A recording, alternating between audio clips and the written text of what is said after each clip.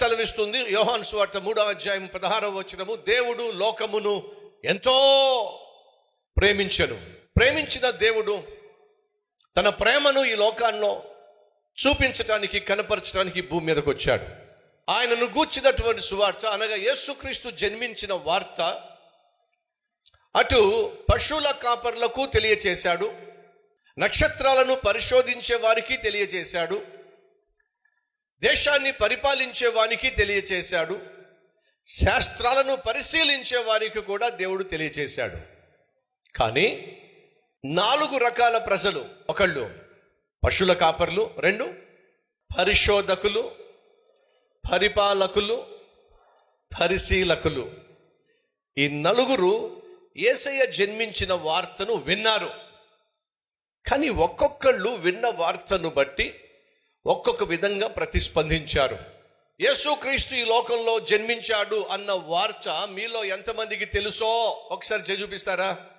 Yes, యేసు జన్మించను అనే వార్త ఒక్కొక్కరికి ఒక్కొక్క విధంగా దేవుడు తెలియచేశాడు. కానీ వారి యొక్క ప్రతిస్పందన ఏమిటి మీతో పంచుకుంటాను. మొదటిగా పశువుల కాపర్లు, పరిశోధకులు, పరిపాలకులు, పరిశీలకులు, ఈ 4లో దేవుడు మొదటి ప్రాముఖ్యత ఎవరికి ఇచ్చాడో తెలుసా? పశువుల కాపర్లకు ఇచ్చాడు. ఎందుకని? వాళ్ళు పేదవాళ్ళు కాబట్టి. అనగా నేను ప్రకటిస్తున్న నా ప్రభు అయిన యేసుక్రీస్తు పేదవారిని ప్రేమించేవాడు.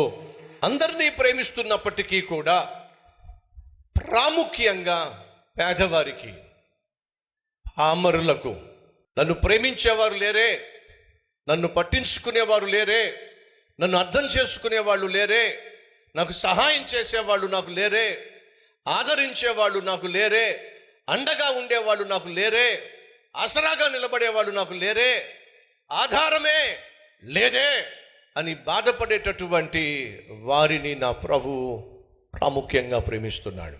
ఇలా బాధపడుతున్న వారు ఎవరైనా ఉన్నట్లయితే మీకు శుభవార్త. నీ ఇంటి వాళ్ళే నిన్ను పట్టించుకోకపోయినా, ప్రేమించకపోయినా, నిన్ను కట్టుకున్నవాడే నిన్ను ప్రేమించకపోయినా, పట్టించుకోకపోయినా, నువ్వు కన్న బిడ్డలే నిన్ను పట్టించుకోకపోయినా, ప్రేమించకపోయినా, ప్రపంచాన్నే పరిపాలించేటటువంటి దేవుడు నిన్ను ప్రేమిస్తున్నాడో ఇది శుభవార్త. పేదవారిని, పామరులను, పశువుల కాపర్లను దేవుడు ప్రేమించాడు కాబట్టి తాను జన్మించినప్పుడు నేను జన్మించాను అనే సత్య సువార్తను ఎవరి ద్వారా ఆ పశువుల కాపర్లకు తెలియచేశాడో తెలుసా మీకు? దేవుడు తన దూతను పంపించాడు. పరలోకము నుండి దూత దిగి వచ్చి పశువుల కాపర్లకు ప్రత్యక్షమై మీకు శుభవార్త, దావీదు పట్టణమందు లోకరక్షకుడైన యేసు మీ కొరకు జన్మించాడో శుభవార్త. అద్భుతం కదండి. ఎవరు చెప్పారు? దేవుని దూత. ఆ శుభవార్త, సువార్త చెప్పినప్పుడు మొదటిగా వారు విన్నారు. ఒకరితో ఒకరు చర్చించుంటారు. ఒరే లోకరక్షకుడు జన్మించాడటరా, మనం చేసిన పాపముల వల్ల మనకు రాబోతున్న శిక్షను కొట్టివేసే, మన పాపములను క్షమించే, మనల్ని పరలోకము చేర్చే దేవుడు జన్మించాడంటరా అని వాళ్ళు ఒకరితో ఒకరు చెప్పుకుని ఉంటారు. రెండో, విన్నారు, విశ్వసించారు, విధేయత చూపించారు. ఇప్పుడు వాళ్లకు గొర్రెలున్నాయి, వాళ్ళు గొర్రెల కాపర్లు. ఒక్కొక్కడి దగ్గర 100 గొర్రెలు ఉన్నాయో, 50 గొర్రెలు ఉన్నాయో, మరి అక్కడ 10 మంది ఉన్నారో, 15 మంది ఉన్నారో తెలీదు. కానీ వారికి తెలిసింది ఏమిటయ్యా అంటే, మనిషిని ప్రేమించిన ఆ దేవుడు మనిషి కోసం భూమి మీద జన్మించాడు, అది కూడా మన బెత్లెహేములో జన్మించాడు అని తెలిసినప్పుడు వాళ్ళు చేసింది ఏమిటంటే, వారు కలిగి ఉన్న గొర్రెలను విడిచిపెట్టి, వారు చేస్తున్న కాపలా కాసే పనిని విడిచిపెట్టి పరుగున యేసయ్య దగ్గరకు వచ్చారు. జాగ్రత్తగా వింటున్నారా? యేసు దగ్గరకు రావాలి అని అంటే, యేసు ఇచ్చే సమాధానం పొందుకోవాలి అని అంటే, యేసు ప్రసాదించే ప్రశాంతత పొందుకోవాలి అని అంటే, యేసును ఆరాధించాలి అని అంటే మనం కొన్ని విడిచిపెట్టాలి. కొంతమంది అంటూ ఉంటారు, ఎందుకు మందిరానికి రావటల్లా, ఎందుకు ప్రభు సన్నిధికి రావటల్లా, బాప్తిజం తీసుకోవటల్లా అని అంటే వాళ్ళు అంటారు, రావాలని నాకు ఉందండి, కానీ నేను ఆ ఖైనీలను విడిచిపెట్టలేకపోతున్నా, ఆ సారాయి తాగడం విడిచిపెట్టలేకపోతున్నా, ఆ సిగరెట్లు విడిచిపెట్టలేకపోతున్నా, ఇంకొక దాన్ని ఉంచుకున్నా దాన్ని విడిచిపెట్టలేకపోతున్నా. అంటే అర్థం ఏమిటి? యేసు దగ్గరికి రావాలి, యేసు ప్రసాదించేటటువంటి శాంతి సమాధానం పొందుకోవాలి, ఆశ అయితే ఉంది. కానీ నువ్వు దేన్నో విడిచిపెట్టి రాలేకపోతున్నావు. ఏమిటది?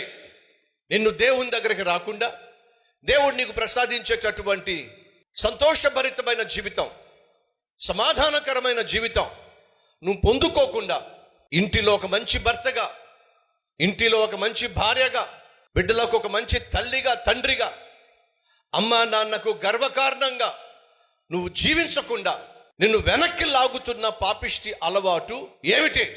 అల్పకాల పాప భోగం ఏమిటి? ఒక్కసారి ఆలోచించో. సిగరెట్ల కోసం, బీరు బ్రాందీ సీసాల కోసం భార్యను బిడ్డలను బజారుకి ఇడుస్తావా? ఒక్కసారి ఆలోచించో. కాసేపుడు సంతోషం కోసం కట్టుకున్న భార్యని మోసం చేస్తావా? ఒక్కసారి ఆలోచించు.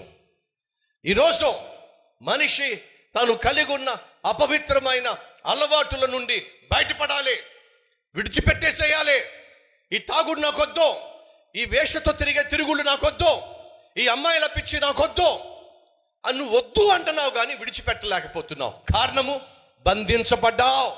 ఏదైతే నీ శరీరాన్ని పాడు చేస్తుందో, నీ ఆరోగ్యాన్ని పాడు చేస్తుందో, నీకున్న ఆస్తిని పాడు చేస్తుందో, నీకున్నటువంటి కుటుంబాన్ని పాడు చేస్తుందో, బిడ్డల భవిష్యత్తును పాడు చేస్తుందో, ఆ అలవాటు విడిచిపెట్టాలి. నీకుంది, విడిచిపెట్టలేకపోతున్నావు. కారణం ఏమిటంటే దానికి నువ్వు బానిసమైపోయావు. అలా పాపానికి బానిసమైపోయిన, పాపిష్టి అలవాట్లకు బానిస అయిపోయిన, బందీవైపోయిన నిన్ను ఈ లోకంలో ఎవరు బాగు చేయగలరో చెప్పో, ఎవరు నిన్ను విడిపించగలరో చెప్పో. మళ్ళా జ్ఞాపకం చేస్తున్నా, చొక్కా చిరిగిపోతే టైలర్ దగ్గర తీసుకెళ్తావు, చెప్పులు తెగిపోతే కుట్టేవాడి దగ్గర తీసుకెళ్తావు, కారు చెడిపోతే మెకానిక్ దగ్గర తీసుకెళ్తావు. మరి నీ జీవితమే నాశనం అయిపోతే, నీ బ్రతుకే పాడైపోతే ఎవరి దగ్గర తీసుకెళ్ళగలవు? నీ బ్రతుకు పాడైనప్పుడు బాగు చేసేది నిన్ను సృష్టించిన ఒక్క దేవుడు మాత్రమే. మరి నువ్వు ఆ దేవుడి దగ్గరకు వెళ్ళగలవా? మెకానిక్ దగ్గరికి వెళ్ళగలవు, టైలర్ దగ్గరికి వెళ్ళగలవు, చెప్పులు కుట్టేవాడి దగ్గరికి వెళ్ళగలవు. నువ్వు బాగు చేసేటటువంటి దేవుని దగ్గరికి నువ్వు వెళ్ళగలవా? నువ్వు ఆయన దగ్గరికి వెళ్ళలేవు. కాబట్టే నిన్ను ప్రాణంగా ప్రేమించిన దేవుడు ఆ పరలోకాన్ని విడిచిపెట్టి నీ దగ్గరకే వచ్చేశాడు, నిన్ను బాగు చేయడానికి, నీ బ్రతుకును బాగు చేయడానికి, నీ కుటుంబాన్ని కట్టడానికి. అల్లరి పాలైపోతున్న నీ జీవితాన్నే ఆశీర్వాదంగా మార్చటానికి నిన్ను సృష్టించిన దేవుడే పరలోకాన్ని విడిచిపెట్టి ఈ భూమి మీద జన్మించిన ఈ శుభదినం, ఆ పరిశోధకుల వలె, ఆ పశువుల కాపర్ల వలె నిన్ను అంగీకరిస్తున్నాను. ఇది మొదలుకొని నిన్ను ఆరాధిస్తాను ప్రభువా. నన్ను కనికరించి, నేను చేసిన తప్పులను క్షమించి, క్రిస్మస్ కానుకగా పాపము పైన విజయాన్ని, పరిశుద్ధమైన జీవితాన్ని ప్రభువా నాకు ప్రసాదించయా అని ప్రార్థన చేసేవాళ్ళు హృదయపూర్వకంగా మీ హస్తాలు ప్రభువుకు చూపించండి.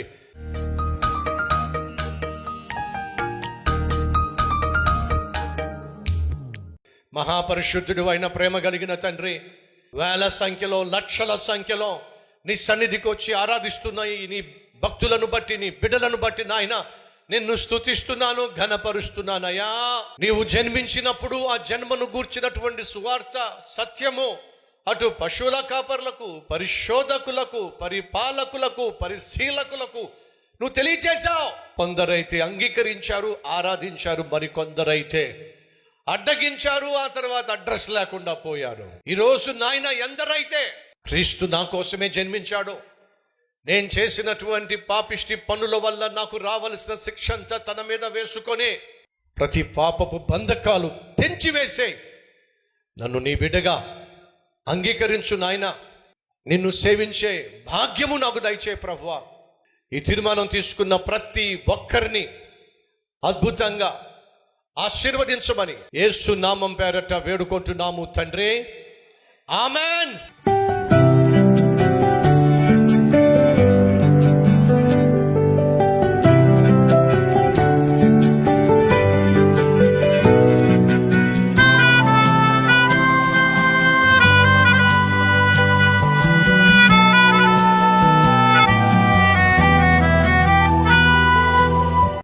మళ్ళా రేపు ఒక అద్భుతమైన సందేశంతో మీ ముందుకు రాబోతున్నాను. ఈ సందేశం మీకు దీవెనకరంగా ఉంటే 10 మందికి షేర్ చేయండి, లైక్ చేయండి. అంతేకాదు ఓ మంచి కామెంట్ పెట్టండి.